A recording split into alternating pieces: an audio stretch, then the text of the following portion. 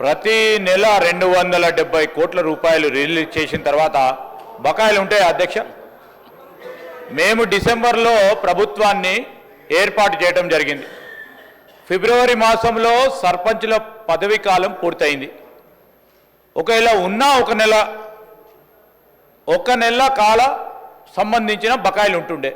ఆయనేమో ఒక పక్షాన 270 కోట్ల రూపాయలు ప్రతి నెల ఇచ్చాము అని చెప్పినప్పుడు బకాయిలు ఎక్కడివి అధ్యక్ష? ఎక్కడైనా తీసుకొచ్చి పెట్టుకున్నారు అధ్యక్ష? ఈరోజు వారి ప్రభుత్వ హయాంలో సర్పంచులు ఉప సర్పంచులు ఆత్మహత్య చేసుకున్నారు. వారు సమాధానం చెప్పాలా?